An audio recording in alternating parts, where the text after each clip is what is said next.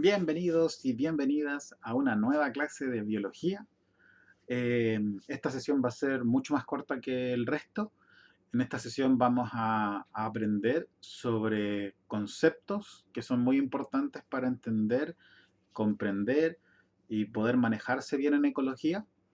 Lo que vamos a ver hoy día son los niveles de organización. A este lado, niveles de organización. En la portada de esta clase nos acompañan dos ejemplares de la especie de panda rojo, mi animal favorito. Y bueno, démosle. Entonces, el objetivo de hoy es que usted conozca los niveles de organización eh, y pueda entender y comprender sobre todo en qué consisten y qué relación tienen los que son de interés para la ecología. Bien, entonces partamos entendiendo qué es un nivel de organización. Los niveles de la organización son cómo se dispone la materia. Por lo tanto, vamos a partir desde lo más pequeño, que de hecho no lo estudia la biología, pero sin embargo son tremendamente importantes porque sus propiedades, de cierta manera, se reflejan en lo que van a ser las moléculas que sí van a ser estudiadas en biología. Entonces, la parte más pequeña de toda la materia es el átomo. Hay partes subatómicas que son obviamente más pequeñas, pero que no van a entrar en esta categoría, en esta escala. Bueno, tenemos los átomos y un grupo de átomos va a formar una molécula o un compuesto, ¿sí? Aquí hay varios bibliografía, hay varios libros y páginas en internet que pueden añadir otro estadio entre molécula y la que va a venir, poniendo a la macromolécula, que es como una molécula más grande.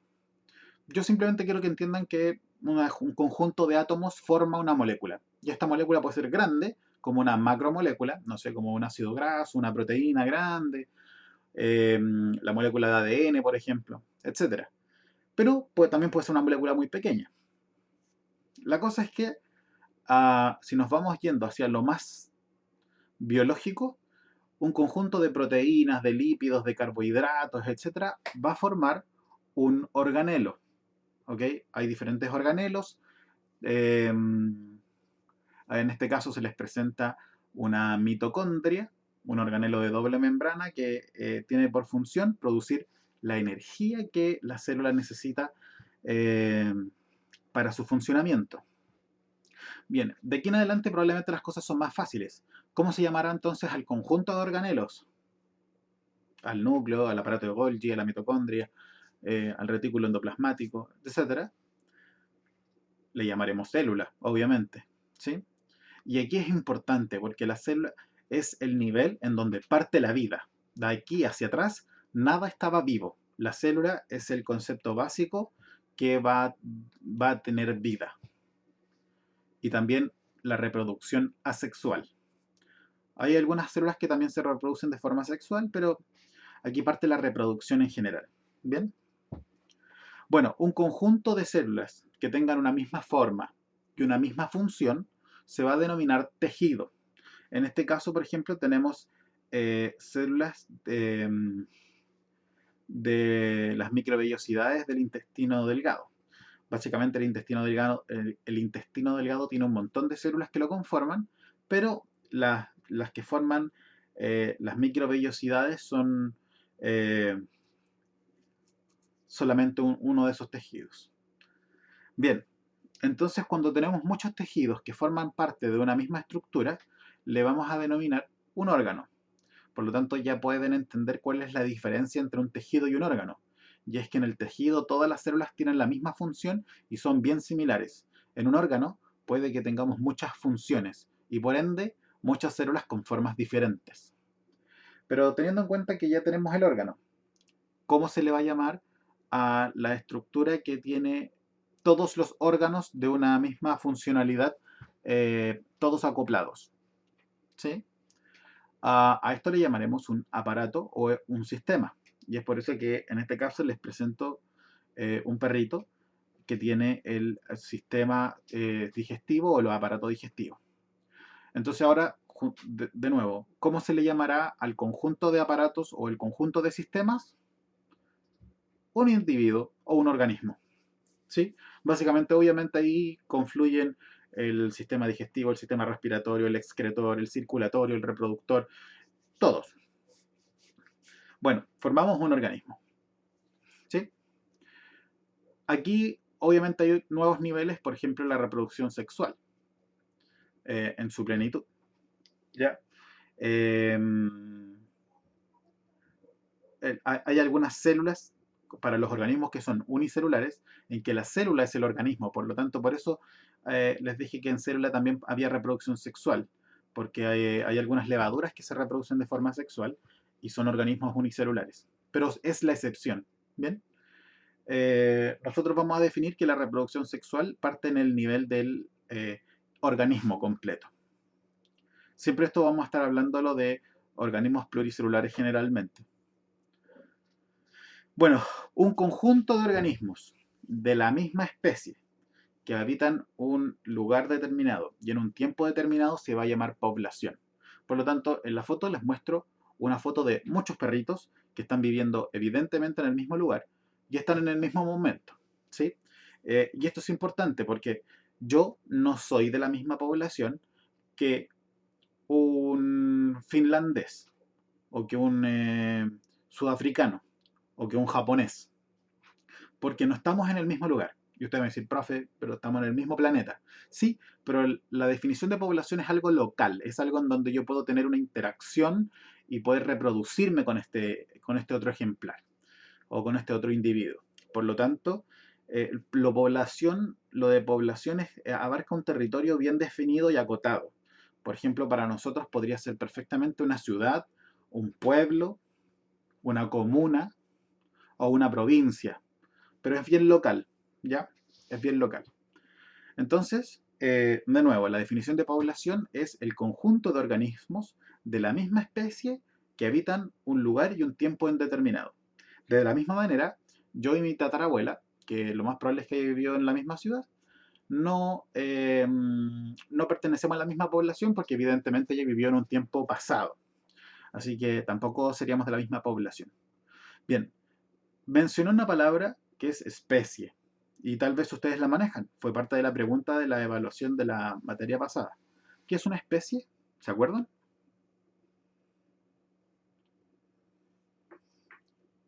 Más o menos.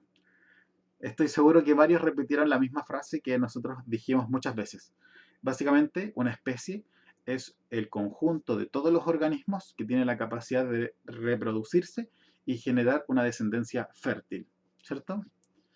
Eh, entonces, en este caso tenemos todos los perros de todo el mundo que da lo mismo qué raza tengan, que sean perros me basta. Bueno, ahora, obviamente los perros no están solos en el mundo y de aquí en adelante van a empezar a surgir interacciones con los otros seres vivos. Por lo tanto, nuestro siguiente nivel de organización, que no sale de la especie, sale de la población, que es básicamente el conjunto de poblaciones de diferentes especies, se llama comunidad.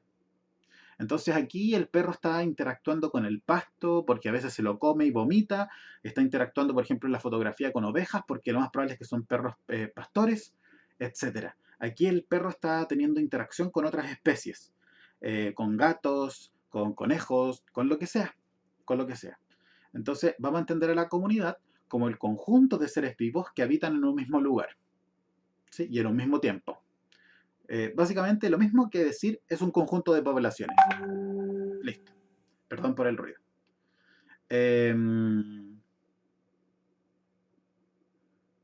Entonces, vamos con qué pasa cuando nosotros a esta comunidad la insertamos en un lugar determinado.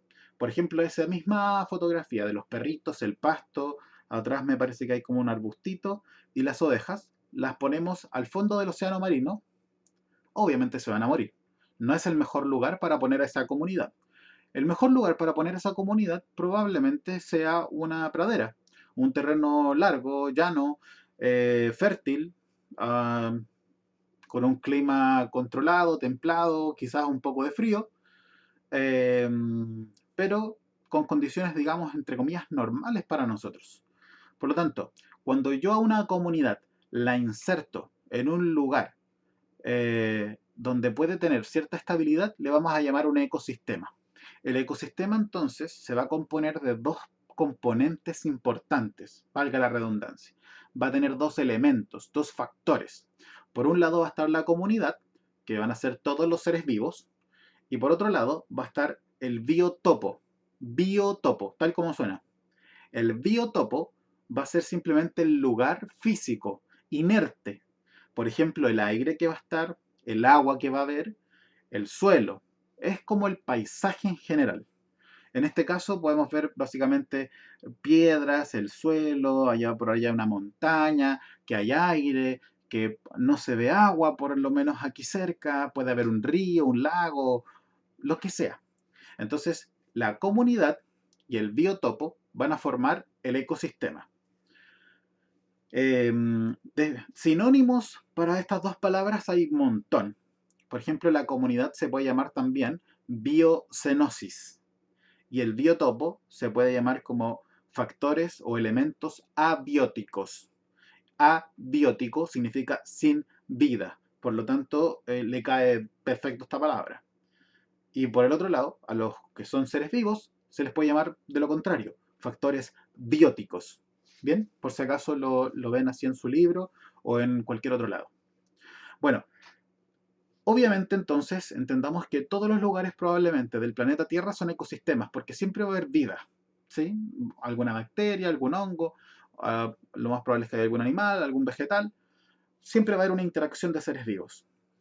Pero van a haber ecosistemas que van a tener unas características bastante conocidas por el mundo en general, o bastante estandarizadas, bastante determinadas, como por ejemplo el desierto.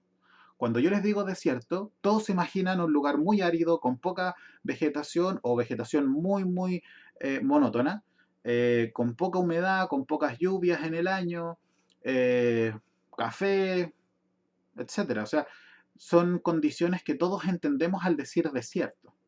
A estos, a estos ecosistemas en particular se les va a llamar bioma. ¿Qué otros biomas tenemos? Por ejemplo, el bioma mediterráneo, el bioma de la tundra, el de la eh, el del altiplano. eh, Hay un montón de biomas, en verdad. Hay un montón de biomas. El tema está en que cuando nosotros juntamos todos los biomas y todos los ecosistemas que andan dando vuelta por allí, nos encontramos con el último nivel de organización, que es la biosfera, que es básicamente el planeta Tierra, el lugar donde está absolutamente toda la vida que conocemos hoy en día. En el momento en que quizás encontremos vida fuera de este planeta, va a haber que inventar un nuevo nivel de organización que sea como el conjunto de los planetas o de los sistemas rocosos que albergan vida. Yo probablemente sé algo así. Bien, entonces quiero dejar un poco en claro esta definición, esta diferencia entre especie y población. La especie, digámoslo así, es como todos los animales que se puedan reproducir generando descendencia fértil. Esa definición ustedes la conocen. Pero población abarca una localidad muy en particular, que es solamente el lugar en donde se encuentra el grupo de individuos. Por lo tanto, puede interactuar solo entre ellos para poder reproducirse. La diferencia principal entre una especie y una población es que la población está determinada a un solo lugar. En cambio, la especie puede estar repartida en varios lugares, en varios poblados o en varias poblaciones, continentes, etcétera. Por ejemplo, aquí les muestro la distribución de ciertas poblaciones del ornitorrinco, especie que vive solamente en Oceanía.